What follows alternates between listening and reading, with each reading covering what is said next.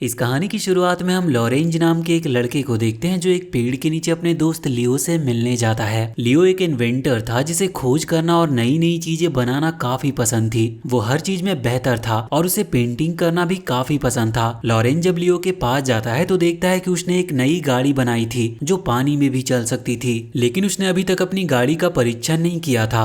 इसीलिए लॉरेंज के आने के बाद वो लॉरेंज के साथ अपनी गाड़ी की टेस्टिंग करने का फैसला करता है। लॉरेंज जब लियो की बनाई गई पेंटिंग में लीसा की पेंटिंग देखता है तो वो लियो को लीसा से अपने दिल की बात बताने को कहता है। दरअसल लियो गांव की ही एक लड़की लीसा से प्यार करता था, लेकिन अभी तक उसने उसे ये बात बताई नहीं थी। और जब लॉरेंज लियो से लीसा को अपने दिल की बात बताने को कहता है तो लियो इस बात को टाल देता है और फिर इसके बाद वो दोनों लियो के द्वारा बनाई गई गाड़ी में बैठकर उसकी टेस्टिंग के लिए निकल पड़ते हैं। रास्ते में जब गहरी खाई आती है तो लियो अपनी गाड़ी को और भी तेज चलाने लगता है, क्योंकि उसे पूरा विश्वास था कि वो अपनी गाड़ी को तेजी से चलाकर खाई के उस पार दूसरी पहाड़ी पर ले जा सकता है। लेकिन वो गलत था और उसकी गाड़ी खाई में तेजी से नीचे गिरने लगती है। लॉरेंज ये देखकर बुरी तरह से डर गया था, लेकिन लियो के पास इस प्रॉब्लम का पहले से ही सॉल्यूशन था और वो गाड़ी में मौजूद एक कपड़े को पैरासूट की तरह इस्तेमाल करके बड़ी ही आसानी से नीचे आ जाते हैं। लॉरेंज भी इस बेहतरीन राइड को काफी एंजॉय करता है। इसके बाद लियो लॉरेंज के साथ अपने मास्टर के पास जाता है जो नदी के किनारे ड्राइंग बना रहे थे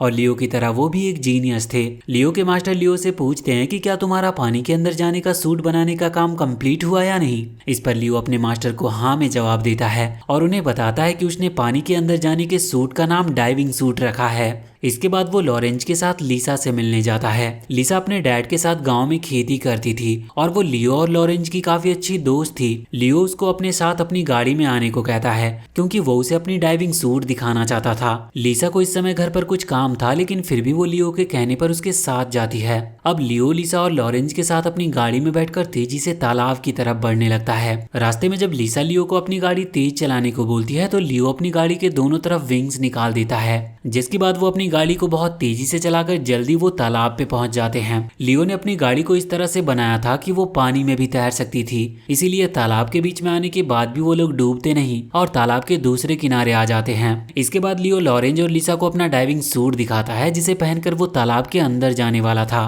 लियो ने तालाब के अंदर जाने के बाद सांस लेने के लिए अपने डाइविंग सूट में एक लंबी पाइप लगाई थी जो लियो की गाड़ी से जुड़ी हुई थी और गाड़ी में लगे हैंडल को प्रेस करने से पाइप के जरिए डाइविंग सूट में ऑक्सीजन सप्लाई होती थी। लियो डाइविंग सूट पहनकर तालाब के अंदर जाने के लिए रेडी हो जाता है और लॉरेंज को गाड़ी में लगे हैंडल को प्रेस करके सूट में ऑक्सीजन सप्लाई करने को कहता है। हालांकि लीसा लियो के तालाब के अंदर जाने से काफी घबराई हुई थी, क्योंकि गांव वालों का मानना था कि ये तालाब श्रापित है और उसके अंदर एक ड्रैगन रहता है। लियो इन बातों पर विश्वास नहीं करता था, इसीलिए वो बिना डरे तालाब के अंदर चला जाता है। पर तालाब के अंदर जाने के बाद उस पाइपलाइन में गड़बड़ी आने पर ऑक्सीजन सप्लाई रुक जाती है, जिसकी वजह से लियो को काफी प्रॉब्लम होने लगी थी और वो बेहोश हो जाता है। पर जल्दी ये प्रॉब्लम ठीक हो जाती है, जिसके बाद ऑक्सीजन मिलने के बाद लियो वापस से होश में आ गया था। और कुछ देर के बाद जब लियो तालाब से बाहर आता है तो वो अपने दोस्तों को बताता है कि तालाब के अंदर रहने वाले ड्रैगन की बात बिल्कुल झूठ है और वो लीसा को तालाब के अंदर चलाया हुआ एक सीपी देता है, जिससे लीसा बहुत खुश होती है। लियो इसके बाद लॉरेंज को एक लकड़ी का टुकड़ा देते हुए कहता है कि ये ड्रैगन का दांत है, लेकिन लॉरेंज जल्दी समझ जाता है कि वो सिर्फ एक लकड़ी का टुकड़ा है और लियो उसके साथ मजाक कर रहा है। फिर इसके बाद वो तीनों वापस से गांव की तरफ निकल पड़ते हैं। रास्ते में वो देखते हैं कि गांव में एक जगह पे धुआं उठ रहा था, जिसके बाद वो तीनों तेजी से उस तरफ बढ़ने लगते हैं और पास पहुंचकर वो देखते हैं कि वो आग कहीं और नहीं बल्कि लीसा के खेत में लगी थी, जिससे पूरी फसल जल चुकी थी।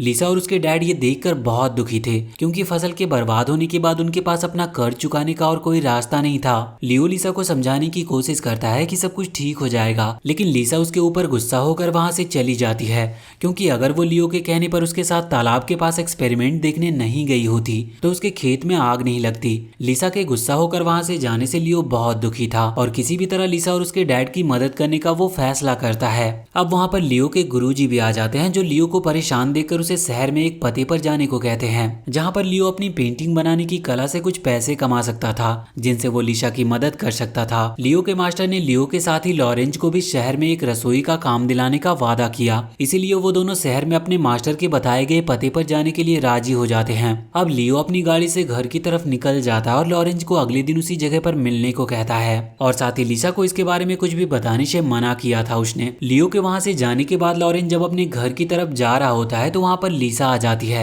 जो लॉरेंज से पूछती है कि आखिर वो लियो के साथ कहाँ जाने वाला है। और वहाँ पर लॉरेंज लिसा से सच ज्यादा देर तक छुपा नहीं पाता और उसे बता देता है कि अगली सुबह वो लियो के साथ शहर जाने वाला है ताकि वो दोनों कुछ पैसे कमा सके और ये सब सिर्फ उसकी मदद करने के लिए वो लोग कर रहे हैं। लिसा ये सुनकर इमोशनल हो जाती है और उसे अपनी गलती का एहसास होता है कि उसे लियो पर गुस्सा नहीं होना चाहिए था। अब लॉरेंज जब जंगल के रास्ते से होते हुए अपनी घर की तरफ जा रहा होता है तो वो जंगल में एक जगह पर आग जलते हुए देखता है जहाँ पर एक खतरनाक डाकू किसी अनजान शख्स से बात कर रहा था। अब इससे पहले कि लॉरेंज और कुछ समझ पाता वहाँ पर डाकू का एक आदमी आकर लॉरेंज को पीछे से पकड़ लेता है और उसे वो लोग बंदी बना लेते हैं। अगली सुबह जब लियो लॉरेंज के आने का इंतजार कर रहा था तो वहाँ पर लिसा आ जाती है क्योंकि वो भी उसके साथ उसकी मदद के लिए शहर जाना चाहती थी और वो लियो को ये भी बता देती है कि उसके डैड को इस बारे में पता है कि वो लियो के साथ शहर जा रही है। लियो लॉरेंज के आने का इंतजार कर रहा था जिस पर लिसा लियो को बताती है कि लॉरेंज नहीं आएगा क्योंकि उसे अपने घर के बाहर एक लेटर मिला जिस पर लॉरेंज ने लिखा था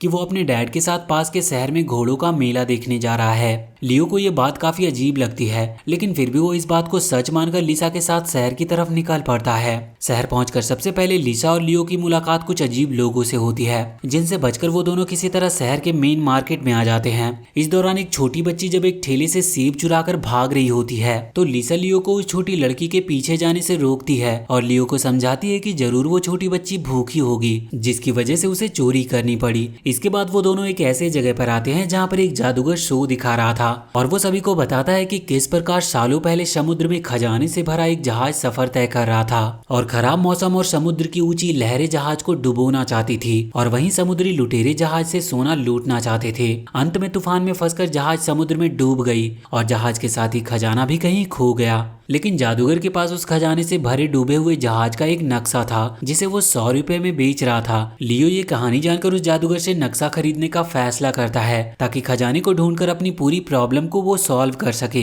लियो के पास सिर्फ 50 रुपए ही थे, इसीलिए वो बाकी के 50 रुपए के बदले लिसा की बनाई गई एक पेंटिंग जादूगर को देकर उस नक्शे को खरीदने जाता है। लियो की बात सुनकर जादूगर उससे वो नक्शा लिए बिना ही वो पेंटिंग सिर्फ 50 रुपए में ही उसे बेच देता है। लियो वो नक्शा पाकर बहुत खुश था लेकिन तभी वो छोटी लड़की लियो से नक्शा छीनकर भागने लगती है। ये वही लड़की थी जिसने उस ठेले से सेब चुराई थी। लियो नक्शा वापस से हासिल करने के लिए उस छोटी लड़की का पीछा करने लगता है और वो बहुत मुश्किल से उसे पकड़ पाता है क्योंकि वो लियो से भी तेज घरों के छतों पर भाग रही थी। वो छोटी लड़की लियो को नक्शा इस शर्त पर वापस कर देती है कि खजाने की खोज में लियो उस छोटी लड़की को भी अपने साथ ले जाएगा। लियो भी इसके लिए राजी हो जाता है। अब वहाँ पर लिसा भी आ गई थी जो अपने साथ निकोलो नाम के एक लड़के को भी ले आई थी। निकोलो लियो की तरह ही एक इन्वेंटर था जिसने दूर की चीजें देखने के लिए एक दूरबीन बनाई थी और उसे तारों के बारे में काफी अच्छी जानकारी थी। निकोलो अनाथ था, इसीलिए लियो और लिसा निकोलो को भी अपने साथ ले जाने के लिए राजी हो जाते हैं। अगली सुबह लियो लिसा और निकोलो के साथ छोटी लड़की के आने का इंतजार कर रहा था ताकि वो सभी खजाने की खोज में जा सके, लेकिन छोटी लड़की तो वहाँ पहले ही आ गई थी और गाड़ी में छुपकर बैठी हुई थी।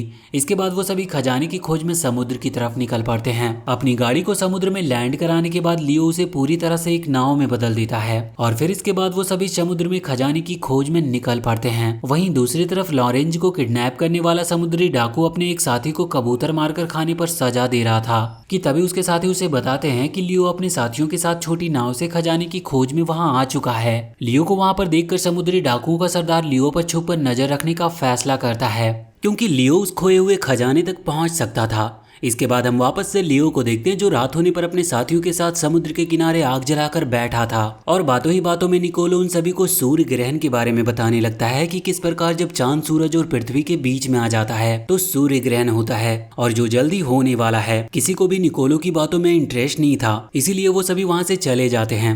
इसके बाद हम उस अनजान आदमी को देखते हैं जो जंगल में समुद्री डाकू से बातें कर रहा था। समुद्री डाकू ने उस अनजान शख्स को अपने कबूतर के जरिए मैसेज भेजा था कि लियो अपने साथियों के साथ समुद्र के किनारे पहुंच गया है। इसके बाद हम लॉरेंज को देखते हैं जो किसी तरह एक चूहे से अपनी रस्सियां कटवाकर खुद को आजाद कर लेता है और समुद्री डाकुओं से बचकर भागते हुए लियो के गुरुजी के पास आता है और उन्हें बताता है कि उसने समुद्री डाकुओं को बात करते हुए सुना कि लियो लिसा के साथ समुद्र के किनारे पर है और उसकी जान को खतरा है उसकी बातें सुनकर लियो के मास्टर लॉरेंज के साथ अपनी जहाज से लियो की मदद करने के लिए निकल पड़ते हैं। अगली सुबह लियो जब समुद्र के किनारे पर एक डॉल्फिन को जाल में फंसे हुए देखता है तो वो उसे आजाद करा देता है। वो डॉल्फिन आजाद होकर बहुत खुश थी और लियो को गिफ्ट के तौर पे समुद्र में मिला हुआ एक कीमती नेकलेस देती है। लियो उस नेकलेस को देखकर समझ जाता है कि खजाने से भरा जहाज जरूर आसपास ही डूबा होगा और फिर इसके बाद वो अपना सूट पहनकर समुद्र में जहाज को ढूंढने के लिए निकल पड़ता है। और बस कुछ ही देर की कोशिशों के बाद ही लियो को वो जहाज मिल जाती है, जिसके अंदर जाने पर लियो को यात्रियों और समुद्री डाकुओं के स्केलेटन मिलते हैं, लेकिन खजाना कहीं भी नहीं मिलता।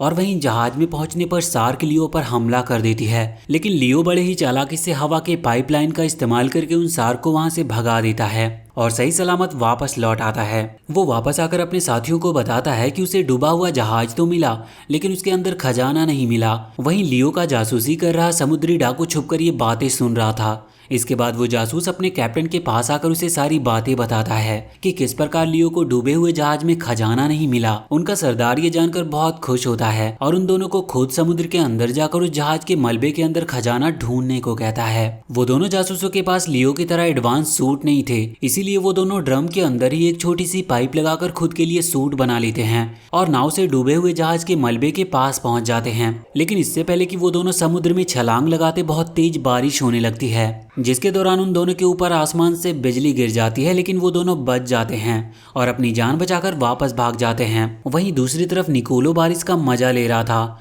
और लियो अपने बाकी साथियों के साथ गुफा के अंदर था। लियो निकोलो से अपनी गाड़ी को देखकर आने को कहता है कि वो सही है या नहीं। निकोलो के साथ वो छोटी लड़की भी लियो की गाड़ी देखने जाती है और अब बारिश भी बंद हो चुकी थी। वहीं लिसा इस समय काफी परेशान थी और लियो जब उससे उसकी परेशानी का कारण पूछता है तो लियो को वो बताती है कि अगर उसके डैड अपना कर्ज नहीं चुका पाए तो उसे सेठ के लड़के से शादी करनी पड़ेगी। लियो ये जानकर पूरी तरह से हैरान था और वो लिसा को विश्वास दिलाता है कि सब कुछ ठीक हो जाएगा। वो छोटी लड़की छुपकर लियो और लिसा की बात सुन लेती है। अगली सुबह वो दोनों समुद्री डाकू एक बार फिर से अपने सरदार के हुक्म से डूबे हुए जहाज के इन्वेस्टिगेशन के लिए अपने बनाए गए सूट को पहनकर वहां पर आ जाते हैं, लेकिन इस बार वो समुद्र के अंदर जा ही नहीं पा रहे थे क्योंकि उनके ड्रम के सूट में काफी हवा भरा हुआ था। अब वहां पर एक शार्क आ जाती है जो उन दोनों पर हमला करने लगती है और उन दोनों को एक बार फिर से अपनी जान बचाकर भागना पड़ता है। लियो और लिसा जब उन दोनों को देखते हैं तो समझ जाते हैं कि जरूर उनके आसपास समुद्री डाकू मौजूद हैं और उनके ऊपर वो नजर बनाए हुए हैं। वो दोनों जल्दी उन डाकुओं की बड़ी सी शिप को ढूंढ लेते हैं और किसी तरह डाकुओं से बचते हुए शिप के अंदर कैप्टन के कमरे में चले आते हैं।